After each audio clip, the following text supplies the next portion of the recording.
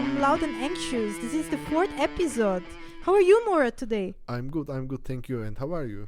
Good. You know, I start intermittent fasting. It's a new diet that I hope it will work. Okay, I want to just say that I think this fasting gives you some memory loss because you also spoke about it last episode. Oh, really? Yeah, but I'm so excited about it. That's why. Anyway. Now you're hungry. No, actually not. Because, you know, I wait until 10:30 and then I eat so much and then until like 7 I'm okay, and then I start to be super hungry, and also I know that from 8:30 on I cannot eat anymore, and then I'm just like binge eating basically, but I'm not eating so much as before, you know. Good. So it's much better. And what the scale says?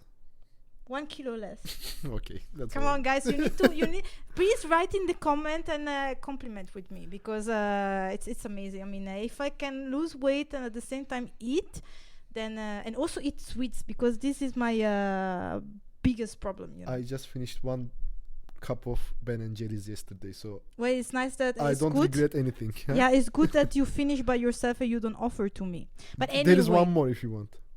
No, thank you. So let's come back to the music, because we are at the 4th episode of Loud and Anxious, and what we're gonna talk about today. Today we have some couple of topics, of course. First, we will talk about some releases: Ulcerate, Bytes, Ulcerate, Trivium, and also one very peculiar band.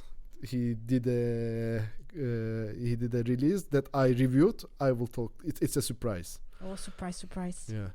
Then we have this discussion topic that we will discuss, or we will just inform people on about what we do in our off times in the festivals. Finally, the Catatonia album came, and we had time to listen. We had time to check them and talk about it. So today we will talk about the Catatonia album. Then, of course, we have this deep metal secret state part that we will talk about the cuteness. Are the metal heads are cute? Yeah, I have something to say about it as a female representative of the metal environment, let's say. Yeah. So basically today the topics are like this. Okay. So I'm really curious to see how we go with this episode, but a little bit of side information before we start. As you know, guys, we launched our Patreon page last week. So far we don't have any patrons. Yeah. So we can say, actually, we want to say, you guys, if you like what we do and you would like to support, just check, and if you don't feel that you want to spend money for us, at least just drop a comment or a like, or I don't know if there's really likes in Patreon, but at least make the page alive, so you help us actually to get people improve. Exactly, or comments just to improve is also fine. As well as you can hear this podcast pretty much everywhere. So from this week we have our podcast is in SoundCloud, Spotify, Apple. There's also Anchor and Radio Public and Overcast. Yes, exactly. So we will be there. You can always please check our YouTube channel as we will keep uploading playlist for our each episode. You can find the links in the podcast channel. Yeah. So I think this is it about the information that we need to give. Yes. We can start with the releases. So tell us about the new Ulver release, Serena. Yes, okay. So guys, also here, I don't know how many of you knows about this band, but it's a Norwegian band, and it's quite amazing. They're from 94, so the band was founded in 94, and since then, of course, they start as a black metal band, because in Norway, apparently, you can only start as a black metal band. If you saw or if you heard the episode of last week, you know why I'm saying this. It's related to the true Norwegian black metal society or environment, let's say. But anyway, I will not open another parenthesis right now. What I wanted to say is the nice thing about this band is that, of course, they start as a really classic black metal band, but they evolved so much during this year. So now we're in 2020, so it means 25 years of activity, and from there they switch from atmospheric ambient music. They add also like albums in which they play instrumental rock, and since I think the last albums they turn more on pop electronic, but with especially for this EP, you can hear like a kind of 80s style, which I'm kind of into it. So I really like bands that are using like, you know, the scenes from the 80s, you know, this kind of characteristics.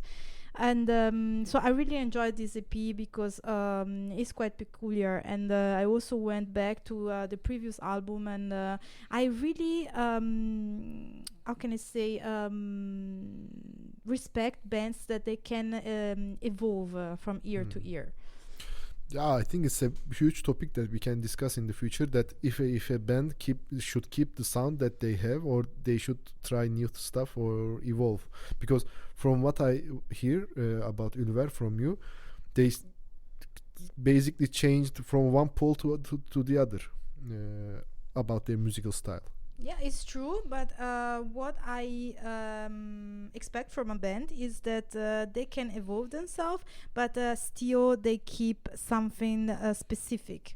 So something that actually connect everything from one album to the other, and when you listen to something, you think, okay, this is definitely Ulver or whatever.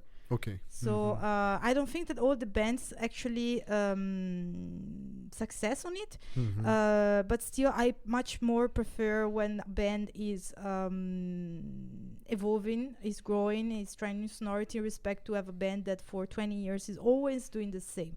Like I have super big respect about for Iron Maiden, but I will never buy albums from there. Yeah. Like I would listen to songs, and these two songs represent them, and it's fine. More than two songs, it will be too much for me. I agree with you. Yeah. So the next band should be Bytes. Oh yeah. I actually advise you to listen to them. Yeah. Well, I think you advised me to listen to them because it was 5 cute lady who created a band. Well, I will give you a little bit of information about the band. It's a quite new heavy metal band formed by 5 Japanese ladies. So all the instruments, everything is played by them. They are formed in 2016. They just released their third full-length studio album early this year in January 2020. Well, I listened to them, and as expected from a Japanese band, they are technically amazing. They are like all of them are really good musicians. All of them are excellent playing their instruments. So what that brings is that I think I didn't listen to them live or didn't check for the live videos, but I would expect that in live also they are like this, because all the Japanese bands that I checked live, they are playing like they are recording in the studio. So they are excellent musicians, very professional. The problem is starting when it comes to creativity. So to me, I didn't know this band before you told me to check. So I checked. First of all, nearly all their songs are very similar. So they have a sound and they think it is nice, which can be nice for their fan also. So the whole album was quite in the same tempo, the same rhythm, the same melodies. The structure of the songs were the same. So they start very powerful. Then it comes a solo with 2 guitars, and the Japanese bands, they really do like those. And maybe if you already checked or watched some anime in the past, all their jingles, etc., they are like guitar solos, but a guitar solo duet. They like it too much. Okay. In all the Japanese bands that I like, this is like a signature in the Japanese band. I also think that it sounds very nice, but of course it was also here. Well, now I'm also checking my notes. the one thing that was a little bit too not nice to me, let's say, it didn't bother me, but I wasn't very happy, is the vocals. All the songs were in English, and Japanese people has a incredibly strong accent. Oh yeah. And my favorite Japanese band is X, for example, X Japan. And they are living in California for 25-30 years now. So they are literally living in America, but when they try to speak English or make a song in English, again you can tell that it's a Japanese guys trying to speak English. So those girls, all of the songs were in English, and for me it was a little bit, I wasn't very happy with it. So when I listen to Japanese metal bands and they speak their in Japanese, the songs, the lyrics are in Japanese, it's first more mystical for me, and I think it sounds better than they try to speak English. So that's also again a personal thing. What I would say, if you guys like anime fight scenes, etc., I think the whole album is like a huge anime fight scene jingle. So it gives power, it gives energy, it's nice to listen, but as I said, it was a bit dull to me. Yeah, interesting. Next one is Ulcerate. So I listened to this band because I think I saw them in Roadburn some time ago, if I'm not mistaken, or in some other extreme festival. And it's basically a progressive death band. Which is something I like to see live, but I also recognize that I don't like to hear in Spotify or like when I'm, I don't know, working or whatever. It's improvement respect to the last album of 2016. This, especially from production side, the sound is much more full, let's say. I see that the mastering, I really like the master in this case. And I like blast beat, so there was blast beat everywhere, but it's normal. I mean, it's a death metal band, right? The thing that also I notice is that it's much more epic, and at the same time you can feel like the despair of the song. So I also compare to the album of before, because also this is a band that has like a huge story. And what I see is that there's still energy, but you really feel like despair. You really feel like this kind, I don't want to say negative energy, but you know, when it's really like there's anger and when you're not hopeful anymore, hopelessness. You're hopeless, yes. And I don't know, I like it in this kind of bands. Then it was a good album anyway, but it's not something that I would listen like every day as obsessed or whatever. I see. And then the next one? Yeah, I will talk you about the Trivium album. I listened. Well, I was a little bit biased about Trivium, so I will be honest, I wasn't looking forward to check this album. I don't, the previous albums I don't like too much, but I was very positively surprised. Really? I think it's a amazingly dark and fun album. I think they gave the importance to the guitars and the guitar riffs more than the vocals, which is a nice change. And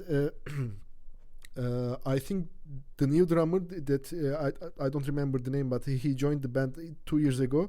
He gave what the Trivium the push that they needed. So it's now much more energetic. The atmosphere and the generic album was so dark and so powerful.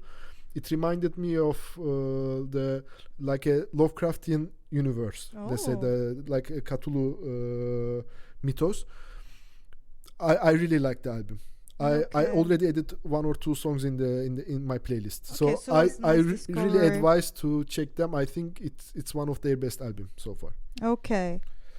And the surprise album. The surprise, because what is it? We're so curious about. It is Danzig. And Danzig. Yeah, he decided to cover Elvis. Oh my God. But when you say cover, you would expect that as a metal musician, like, right? Yeah. He's a death metal musician or black metal musician. You would expect that he takes the Elvis songs and make a death metal album out of them. No, what he did, he played the songs and he sings it as the Elvis. Same style. Very, very similar. Oh my God. Yeah, he did the tuning a bit to the lower pitch, and that's all. Okay. So, well, For me, Elvis is not a very special man. I know that there are lots of millions of fans of Elvis. For me, I don't understand why he was so popular. Okay, for the time it was very nice music, probably, etc., dance music, etc. But well, first of all, he had an amazing voice and he was very handsome. Danzig is not handsome and he doesn't have an amazing voice. This is your comment about his beauty, yeah? Okay, but I don't know. I mean, it's old, right? I think so. Yeah. So also maybe in the youth really it was. Yeah, exactly. Okay. So. But for me, if you are curious about, well, I think he was very bored at home. So he I think he likes Elvis, and he decided, okay, I will just play and record Elvis. Okay. It feels like this for me. Yeah. Okay. Interesting. Yeah. So our next part will be the discussion topic. So what do we do when we go to a festival in our off times? Well, I do plenty of different things. So years after years experience in festival, I always try to find something new to do while I need to kill time and wait the band that I actually want to see. What the thing that I start to do right now, because I start to work and I have some nice money, is I bet it's true. I mean, we are poor, but still not so poor that I cannot, let's say, have a luxury time from time to time, like once per year, for example. I like when it's not really expensive, so I don't go to, I don't know, North Europe, you know. I like to go to a nice hotel when there's spa. And then I normally use the spa during the day, and in the night, of course, I go to festival. And if it's like for 2 days, like 2 days festival, so it's like a couple of days in the spa, and normally it's free because you have hotel. So I said, okay, why not? And it's pretty nice because you get to relax, and then you're super energetic and ready to go to concert.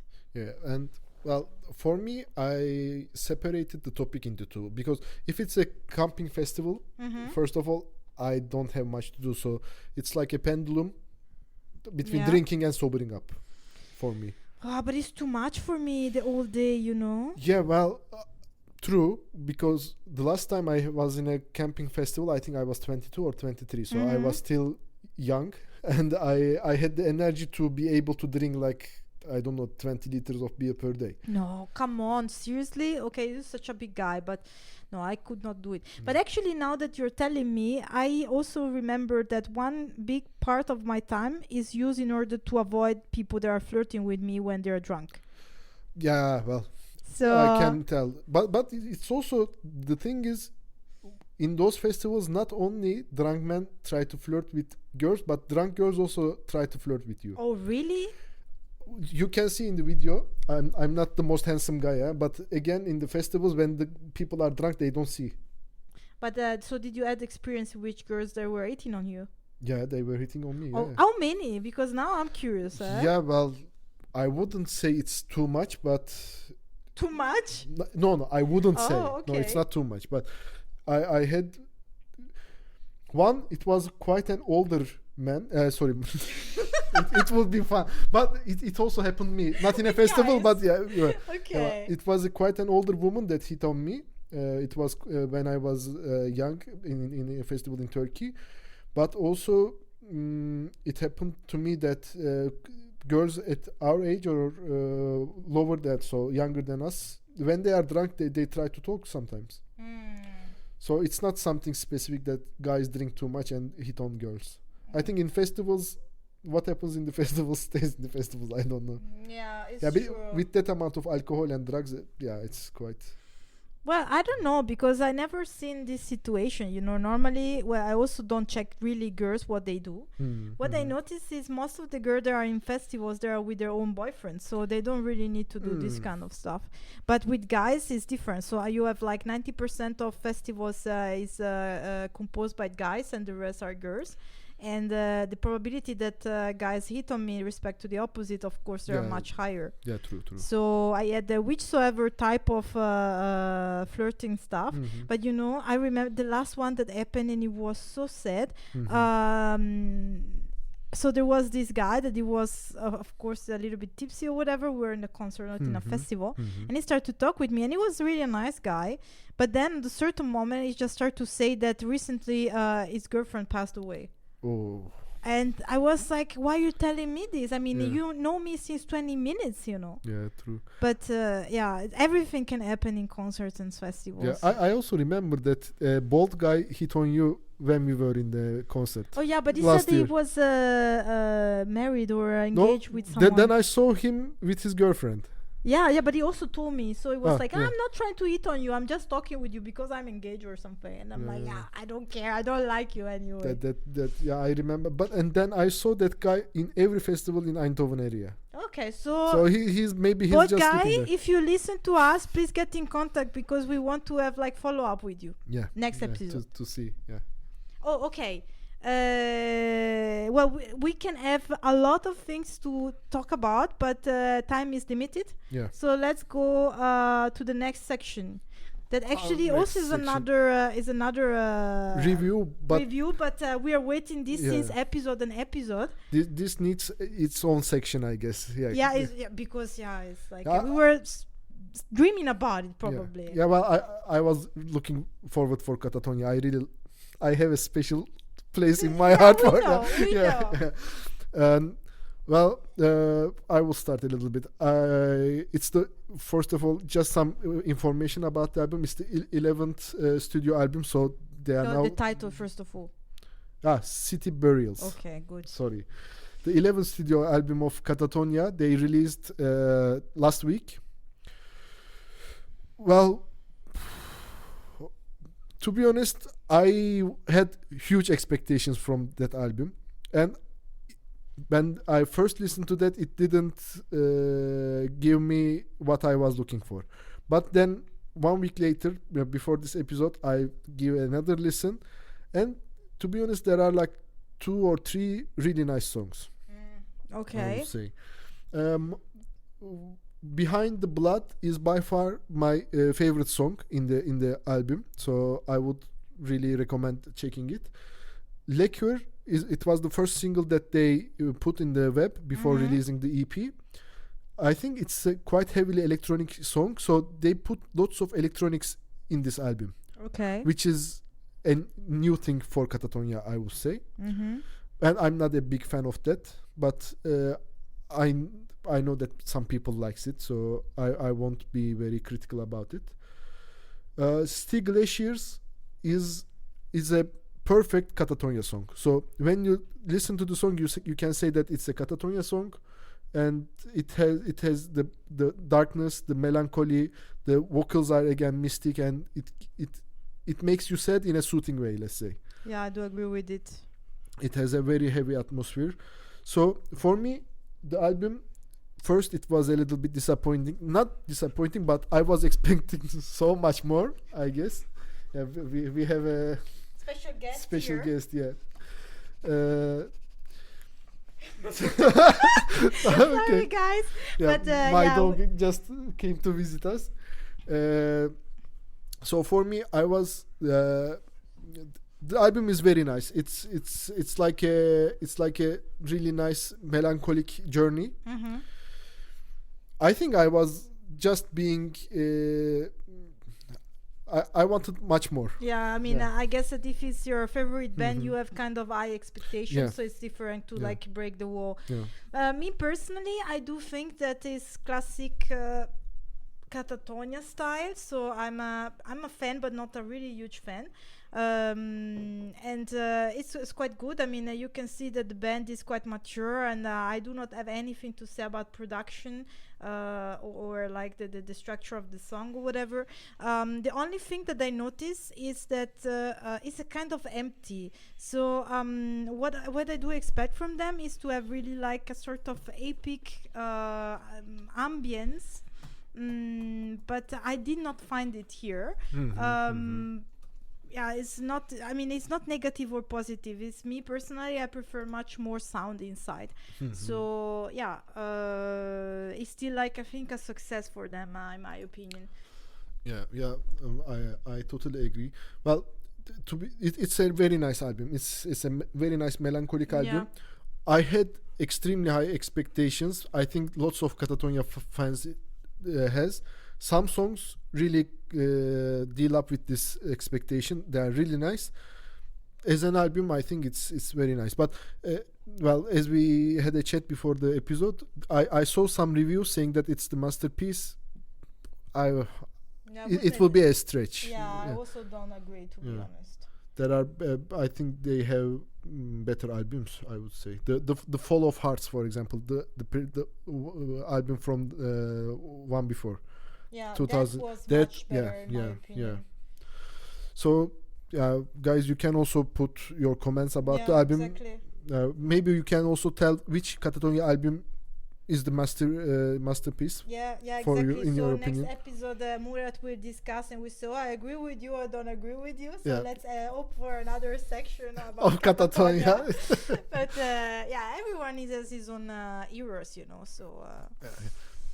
But overall, it's a nice album, let's say. Yeah, and our next part will be the deep metal skill state. And this episode, we will talk about the cuteness of metalheads. Yeah, this is actually something that came up in my mind because I was checking my favorite gossip website, that is Metal Injection. And I found this article about this guy that was teaching to a little girl, she was like 12 or whatever, how to mosh in a Killswitch Engage concert. I think it's from last year or something. And I thought, actually, I mean, I think that metalheads wants to appear really angry and really scary, but they're so cute.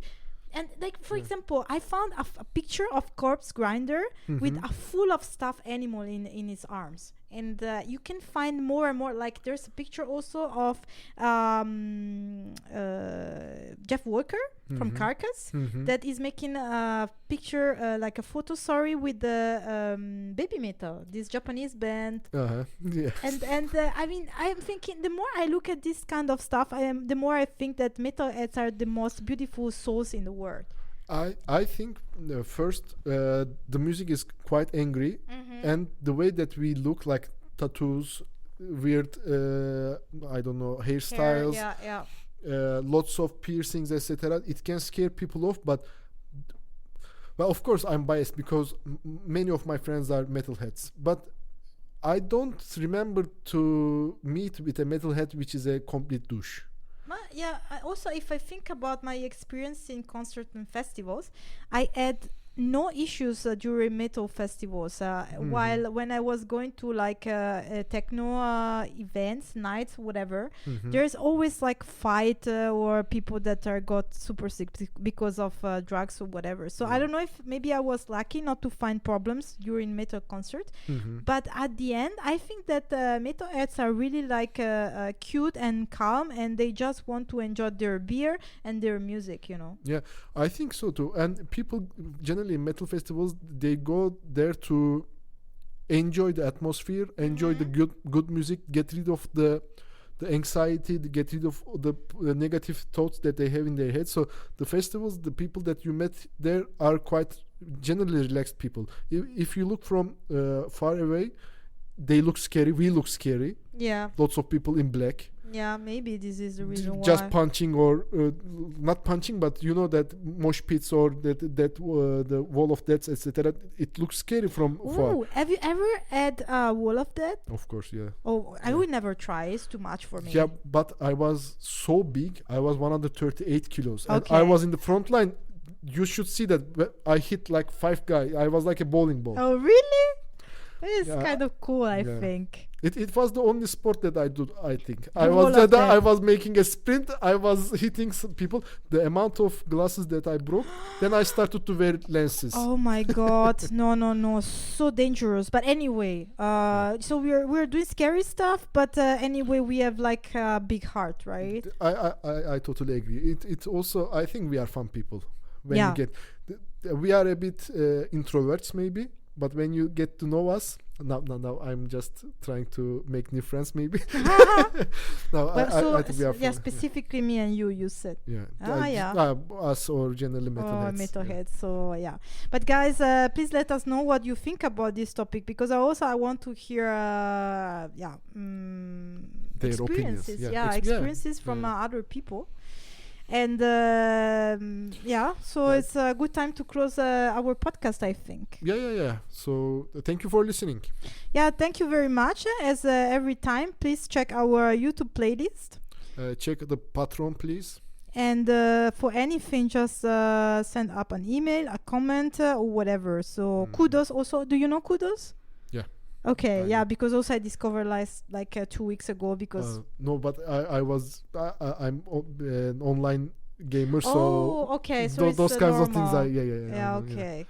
So, thank you for listening and see you in the next episode. Bye! And my dog is also saying hi.